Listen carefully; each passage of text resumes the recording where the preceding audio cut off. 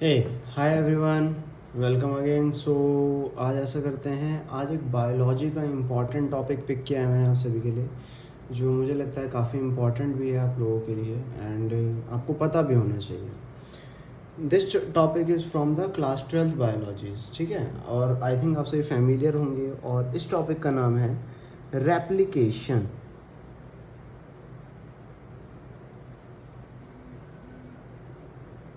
ठीक है बच्चों, अभी रेप्लिकेशन से हम लोग स्टार्ट कर रहे हैं।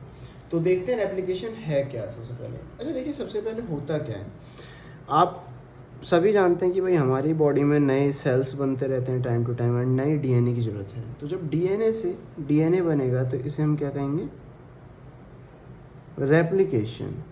और उसी डीएनए से जब आरएनए बनेगा और उस आरएनए की वजह से हमारी बॉडी में क्या बनेगा बेटा, प्रोटीन बनेगा। बोर्ड एग्जाम में ना ये क्वेश्चन कई बार पूछा भी गया है। ये जो प्रोसेस है, ये जो मैं यहाँ पर डायग्राम बना रहा हूँ, डीएनए से आरएनए बनने की प्रोसेस को हम कहते हैं बेटा ट्रांसक्रिप्शन। इसे हम कहते हैं ट्रांसलेशन। ठीक है बेटा। और ये जो है, ये है आपका सेंट्रल डोगमा। ठीक है, सेंट्रल डोगमा कहते हैं इसे। ये है सेंट्रल डोगमा। डीएनए से डीएनए बना रेप्लिकेशन, डीएनए से आरएनए बना ट्रांसक्रिप्शन, आरएनए से प्रोटीन बना ट्रांसलेशन।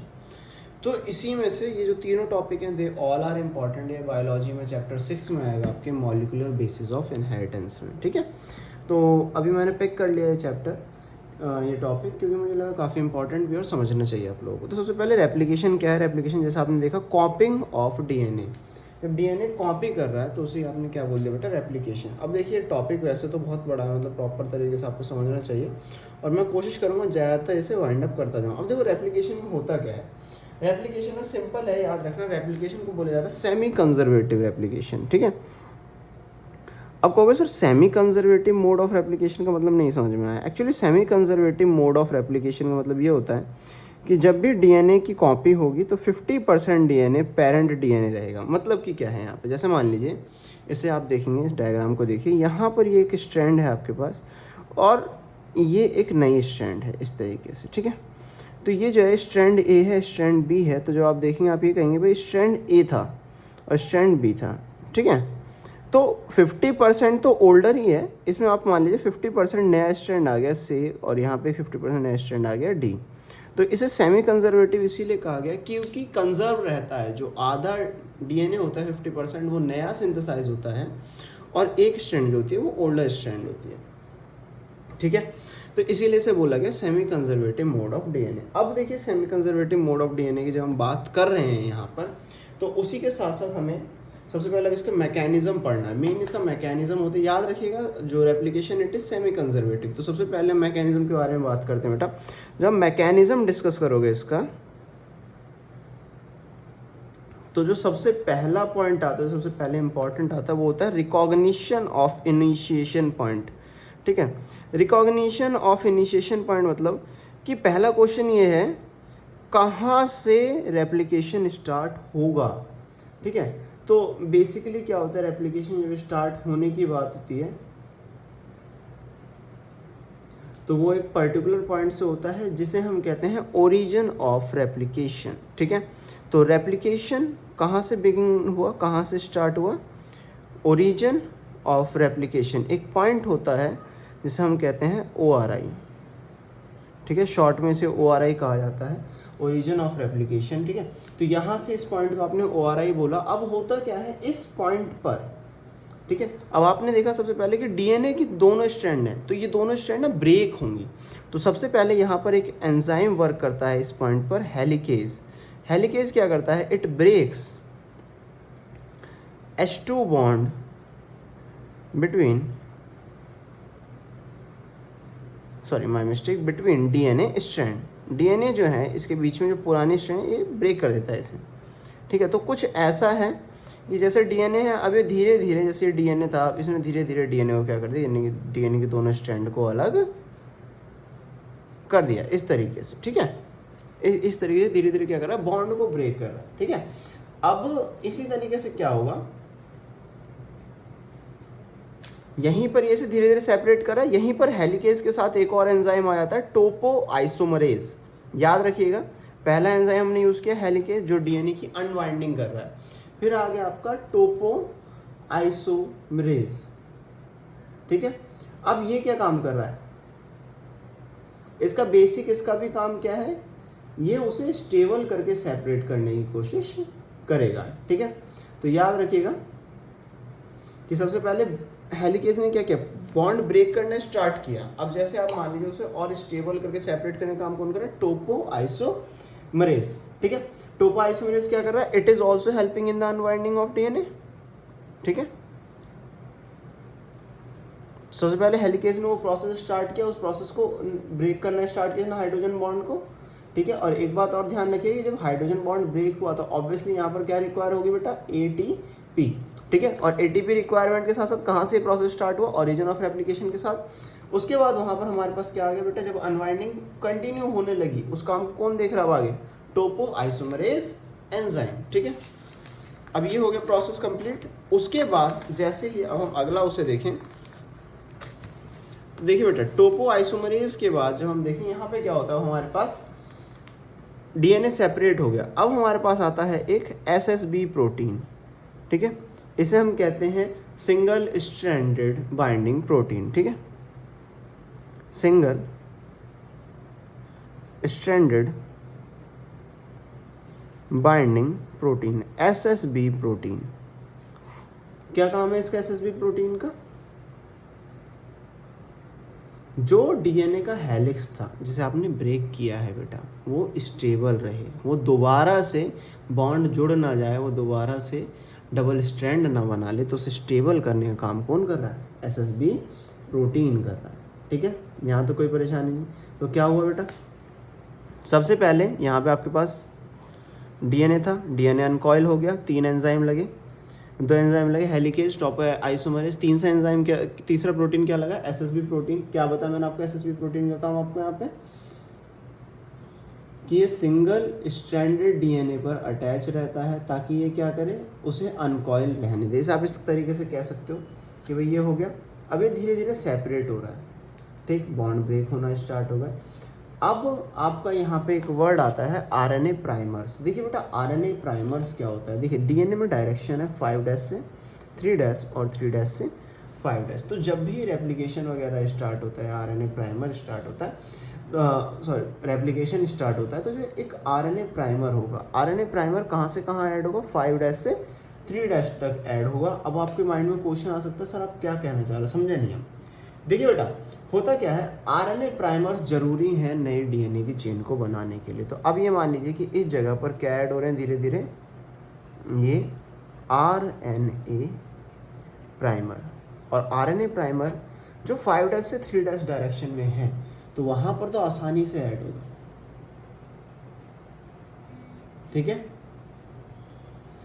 अब ये आरएनए प्राइमर क्या काम करेंगे, आरएनए प्राइमर अटैच होने के बाद, दोबारा सुनिए ध्यान से, कि यहाँ पर कोशिश करेंगे आसानी से डीएनए की एक चेन फॉर्म हो जाए, एक न्यूक्लियोटाइड क्या हो जाए, जुड़ते चले जाएं, क्योंकि जहाँ पर आरएनए प्राइमर है वहीं पर आकर क्या जुड़ेगा, न्यूक्लियोटाइड जुड़ेगा। तो बेसिकली होगा क्या, आरएनए प्राइमर की मदद से यहाँ पर एक नया न्यूक्लियोटाइड जुड़ने लगेगा, और इसके लिए हमें एंजाइम की ज़रूरत है। एक्चुअली देखिए यहाँ पे एक थोड़ा सा कन्फ्यूज़न आ सकता है आपको, कारण है उसका क्योंकि हमारे पास डीएनए पॉलीमरेज एंजाइम की हम बात करेंगे।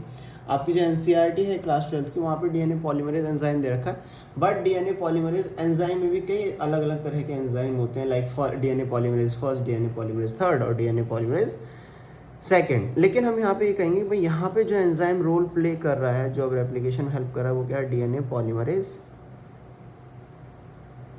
थर्ड है, ठीक है।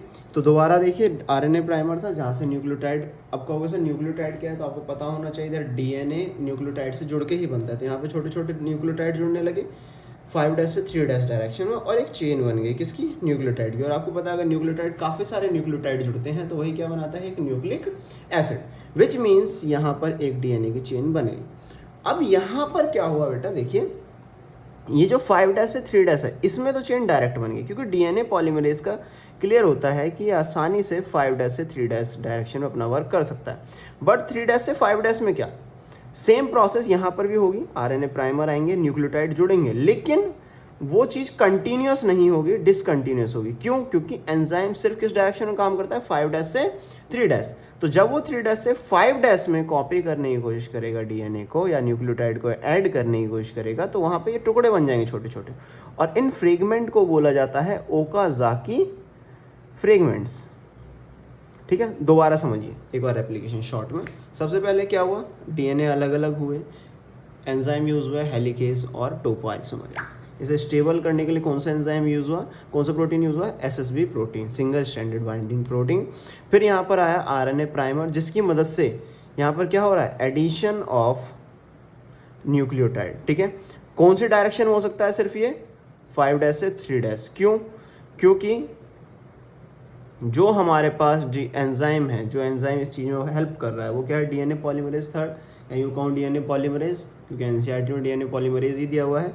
वो सिर्फ किस डायरेक्शन में काम करेगा, 5' से 3'। लेकिन 3' से 5' में भी हमें बनाना है यहाँ पे, लेकिन 3' से 5' में क्या हुआ, वो फ्रेगमेंट में, टुकड़ों में हुआ, तो उस फ्रेगमेंट को हमने नाम क्या दिया, ओकाज़ाकी फ्रेगमेंट। अब समझिएगा कि यहाँ पर क्या हुआ, कंटिन्यूस सिंथेसिस है, इसे हम कहते हैं लीडिंग स्ट्रैंड,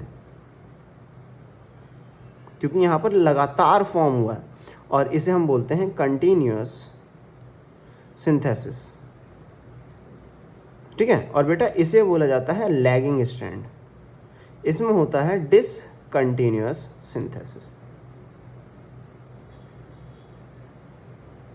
तो क्या हुआ, यहाँ पे तो चेन बन गई 5' से 3' में, 3' से 5' में क्या आ गया, Okazaki fragment. Now Okazaki fragments are joined together, Okazaki fragments जो हैं आर जॉइंड टुगेदर बाय कौन से एंजाइम से, लाइगेज एंजाइम से। ठीक है, तो समझने वाली बात यहाँ पर ये थी कि बेसिकली यहाँ पर क्या हुआ, सबसे पहले रेप्लिकेशन क्या था, हमने डिस्कस किया भाई रेप्लिकेशन होता है जब डीएनए से ही डीएनए नया बन रहा है। तो सबसे पहले क्या हुआ, जब रेप्लिकेशन हुआ तो ऑब्वियसली बात मैंने बताया 50% जो डीएनए है वो ओल्डर रहेगा, 50% डीएनए आपका नया सिंथेसाइज होगा ही होगा। ठीक है बेटा, उसके बाद मैंने आपको यहाँ पे ये बताया कि अगली चीज़ हमारे पास 2-3 एंजाइम आएंगे रेप्लिकेशन। तो सबसे पहले क्या हुआ, डीएनए ब्रेक हुआ ताकि यहाँ पर एक नई चेन बन सके। ठीक है, अब जो चेन थी एक डायरेक्शन 5' से 3', इसमें 3' से 5' स्ट्रैंड बोल सकते हैं आप इसके लिए। सबसे पहले एंजाइम यूज हुआ हेलिकेज और टोपोआइसोमरेज। यहाँ पर मान लीजिए स्टार्टिंग में क्या काम हुआ, उससे डीएनए के जो बॉन्ड होते हैं, हाइड्रोजन बॉन्ड डीएनए के दोनों स्ट्रैंड के बीच में, उसे ब्रेक किया गया। उसके बाद यहाँ पर आ गए आरएनए प्राइमर, और उसके साथ एक्ट कौन कर रहा है, डीएनए पॉलीमरेज एंजाइम, जो कि याद रखिएगा कौन से डायरेक्शन में वर्क करता है, सिर्फ 5' से 3' डायरेक्शन में फंक्शन करता है। तो वहाँ पर एक उसने क्या किया, न्यूक्लियोटाइड को ऐड करना स्टार्ट कर दिया। अब कहोगे सर न्यूक्लियोटाइड को ऐड क्यों किया, क्योंकि जब न्यूक्लियोटाइड जुड़ते हैं तो वही क्या बनाते हैं, एक न्यूक्लिक एसिड बनाते हैं। ठीक है, और न्यूक्लिक एसिड मतलब कि डीऑक्सीराइबो न्यूक्लिक एसिड, डीएनए। तो जब ये जुड़ गया, पूरा चेन यहाँ पर जुड़ गई, आपके पास फाइनल रिजल्ट आ गया, एक चेन आपके पास किसकी है, न्यूक्लियोटाइड की, डीएनए की। अब ये तो हो गया, ये वाली साइड इधर तो आपका स्ट्रैंड फॉर्म हो गया, लेकिन इधर अगर आप देखें 3' से 5' में, तो इसमें मैंने भी क्या बताया, DNA polymerase only work in the 5' to 3' direction. तो इसमें क्या देखने को मिलेगा, इसमें ये देखने को मिलेगा कि इसमें ना लगातार सिंथेसिस ना होके छोटे छोटे फ्रेगमेंट, छोटे छोटे टुकड़े बने हैं डीएनए के। इसे फ्रेगमेंट को हम क्या बोलते हैं, ओकाज़ाकी फ्रेगमेंट। इसी वजह से ये जो 5' से 3' वाली स्ट्रैंड है आपकी, इसमें कंटिन्यूस लगातार हुआ सिंथेसिस, तो कंटिन्यूस सिंथेसिस है, इसे हम बोलते हैं लीडिंग स्ट्रैंड। जिसमें नहीं हुआ उसे हम बोलते हैं बेटा लैगिंग स्ट्रैंड या डिसकंटिन्यूअस सिंथेसिस। ओकाज़ाकी फ्रेगमेंट्स को बाद में हम कौन से एंजाइम से ज्वाइन कर देते हैं, लाइगेज एंजाइम से, और इस तरीके से आपके पास डीएनए की 2 स्ट्रैंड पूरी हो जाती हैं और एक नया डीएनए फॉर्म हो जाता है। ठीक है, तो मैंने कोशिश करी है कि एनसीईआरटी को भी कवर कर ले, थोड़ा सा एडिशनली भी आपको प्रोवाइड करा दे रेप्लिकेशन में। आई होप आप सभी को समझ में आया होगा। अगर कोई डाउट रहता है, कुछ नहीं समझ में आता, तो मुझसे एक बार पूछ सकते हैं, बट रेप्लिकेशन पढ़िएगा जरूर। इट इज़ अगर देखा जाए तो रेप्लिकेशन काफ़ी ज़्यादा इम्पॉर्टेंट है, और उसी के साथ साथ लेकिन सिर्फ रेप्लिकेशन पढ़ने से काम नहीं होगा, इसीलिए मैं रुक गया था थोड़ा सा। आपको ट्रांसक्रिप्शन और ट्रांसलेशन कंप्लीट पढ़ना है, तो मैं सोच रहा हूँ कि आगे वाली वीडियो ट्रांसक्रिप्शन पे लेकर आऊँ और फिर मैं ट्रांसलेशन पर आपको वीडियो प्रोवाइड करा दूँ। ठीक है, फिलहाल के लिए पहले रेप्लिकेशन को ग्रेस्प करिए, इसे एब्जॉर्ब करने की कोशिश करिए। कुछ डाउट आता है, कुछ नहीं समझ में आ रहा तो मुझसे पूछिएगा, बट हाँ समझिएगा ज़रूर। आज के लिए इतना ही, बाकी नेक्स्ट वीडियो में। Thank you all, be safe.